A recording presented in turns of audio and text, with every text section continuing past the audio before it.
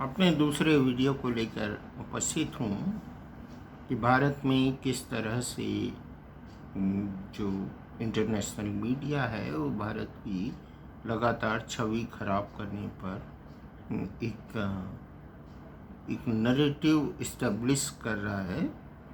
इस बारे में आपको कुछ पुख्ता प्रमाण भी दिए देता हूँ। आपने वाशिंगटन यूनिवर्सिटी का नाम सुना होगा और आपने नाम सुना होगा हॉकिंग्स यूनिवर्सिटी। ये दोनों यूनिवर्सिटी अमेरिका की हैं। अमेरिका की पॉपुलेशन आप जानते हैं लगभग 33 लाख है और 33 लाख पॉपुलेशन में सर्वाधिक डेथ रेट आंका गया है और ये यूनिवर्सिटीज़ कह रही हैं, हम नहीं कह रहे हैं।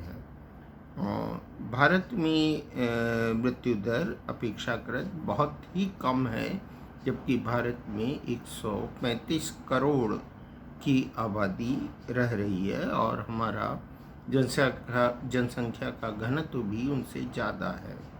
तो एक इस तरह का जो माहौल क्रिएट किया जा रहा है, तो आप जानिए कि फिगर में कोविड के इस महामारी के दौर में जो फिगर है वो किस तरह से रिफ्लेक्ट हो रहा है। कुछ सूचनाएं जो रिसर्च के हिसाब से लोगों ने निकाली है, अमेरिकन लोगों ने निकाली, भारतीयों ने नहीं।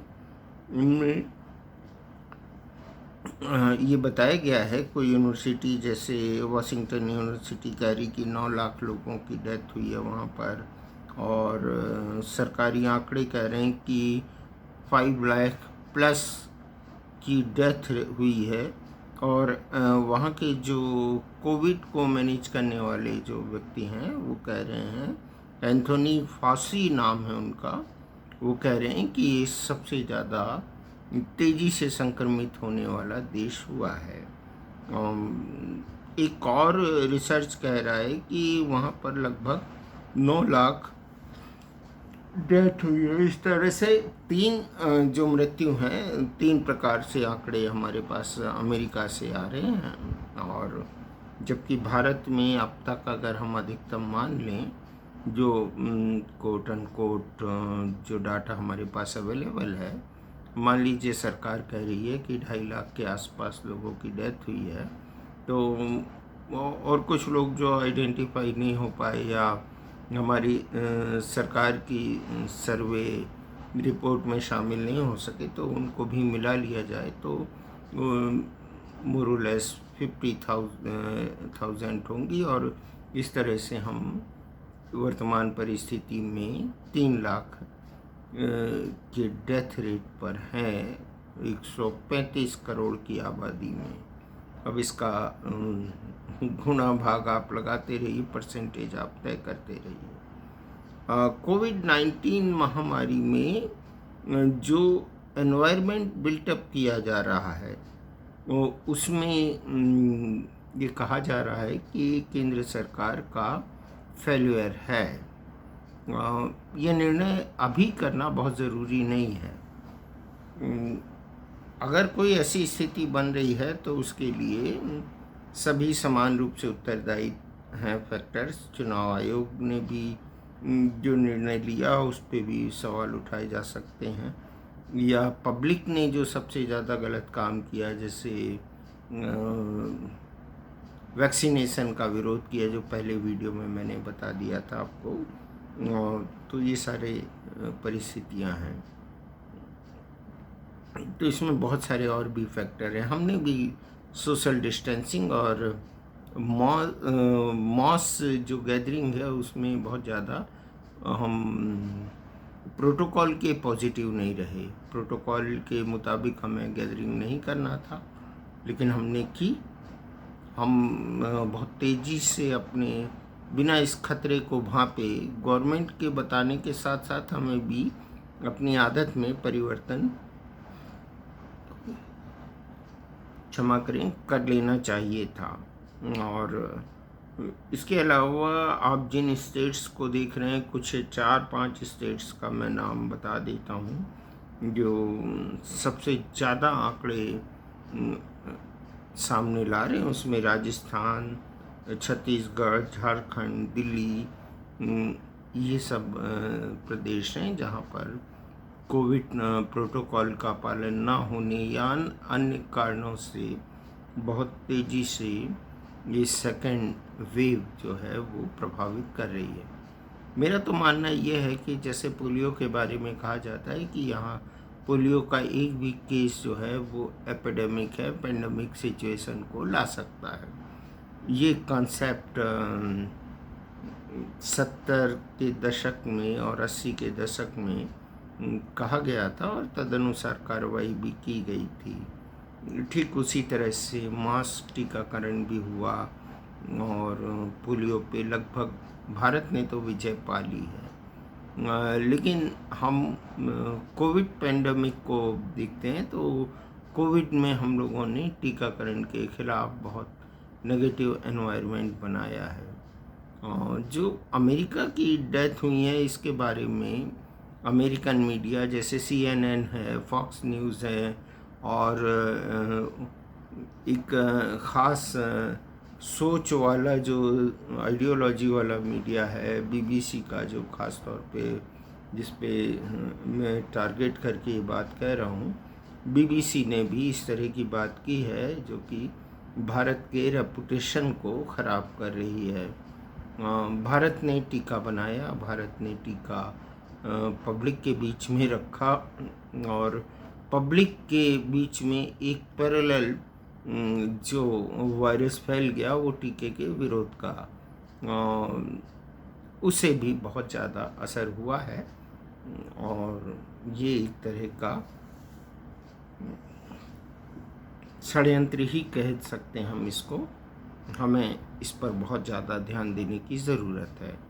तो आप जिन शब्दों का और जिन वोकैबुलरी का प्रयोग कर रहे हैं, आमतौर पे जनता, सोशल मीडिया आप देखिए तो उस पर बहुत सारी बातें ऐसी आ रही हैं जिसमें साफ तौर पर सरकार की नाकामी को कहा जा रहा है। तो आपको याद होगा कि केंद्र सरकार ने राज्यों को स्वास्थ्य सुविधाओं के मामले में पूरी तरह से स्वतंत्रता दे दी थी। तो कई प्रदेशों ने इसका उचित प्रबंधन किया और कुछ प्रदेश जो थे वो इस तरह का इंतज़ाम नहीं कर पाए और उन्होंने बहुत अच्छे से काम नहीं किया। वहाँ की जो सिस्टम है उसने कोई भी प्रॉब्लम क्रिएट किया हो या वहाँ के जो नीति निर्माता हैं उनके द्वारा कोई गलतियाँ हुई हों, तो उस तरह से ये एक पेंडेमिक फैला, फिर से उसका दूसरा वेव भयावह हुआ है। एक भी मौत जो है वो निसंदेह दुखदाई है और उसमें हमने अपनों को भी खोया है, अपने रिश्तेदारों को भी खोया है और हम इस कंडीशन में हैं कि उनसे या उस परिवार से जो हमारी परंपरा है उसके मुताबिक मिलने भी नहीं जा सके। तो ये दुखद परिस्थितियों के साथ में हम ये दौर को जी रहे हैं। लेकिन आप अगर मीडिया को देखें, खासकर वेस्टर्न मीडिया को, तो वो हमारे आंतरिक मामलों में हस्तक्षेप करता हुआ प्रतीत हो रहा है।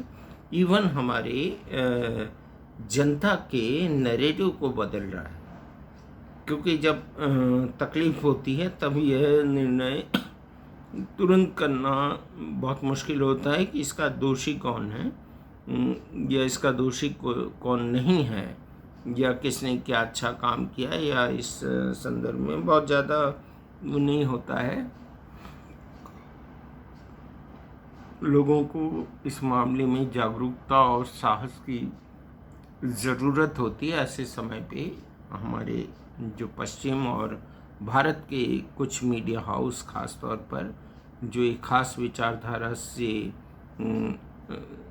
सिंक्रोनाइज्ड हैं, उनको इस बात पे ध्यान देना होगा। आपकी सोच पर ये बहुत बुरी तरह से हावी हो रहा है, हमारी सोच पर हावी हो रहा है। तो प्लीज़ कृपया पेस बना के रखें, क्योंकि ये पेंडेमिक है, निकल जाएगा।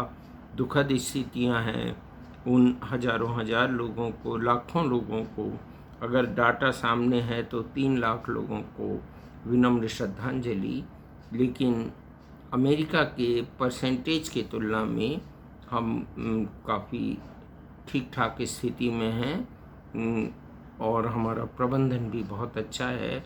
लेकिन जो कुछ फैक्टर हैं, जैसे दिल्ली है, दिल्ली ख़ास तौर पर बड़ा एक सेंसिटिव प्लेस है, जहाँ पर बड़ी विचित्र तरह की बातें हुआ करती हैं। उन बातों को भी समझने की ज़रूरत है कि वो किस नैरेटिव को हाईलाइट कर रहे हैं, जिससे हमारी जो यूनियन ऑफ इंडिया का जो कॉन्सेप्ट है उसको किस तरह से वो धूमिल किया जा रहा है। और स्वास्थ्य सेवाओं में आप देखिए कि माल नरिशमेंट को आप देख लीजिए, हेल्थ सर्विस के डेवलपमेंट को देख लीजिए, बहुत तेज़ी से हुआ है। और मुझे तो इस बात का समझ में नहीं आ रहा है कि टीका आने के बाद में अगर फिर से ये दूसरी वेव आई है और इसमें ऑक्सीजन वगैरह की कमी का मामला था, तो ये पहले विद्वानों ने क्यों नहीं कहा, चिकित्सा शास्त्रियों ने या वैज्ञानिकों ने अगर कहा भी होगा तो इस पे विशेष रूप से ध्यान क्यों नहीं दिया गया। ऑक्सीजन के मामले में खासकर मुंबई, दिल्ली, महाराष्ट्र, यहाँ पर तो पर्याप्त मात्रा में इंडस्ट्रीज़ हैं और ये ऑक्सीजन का प्रोडक्शन कर सकते थे।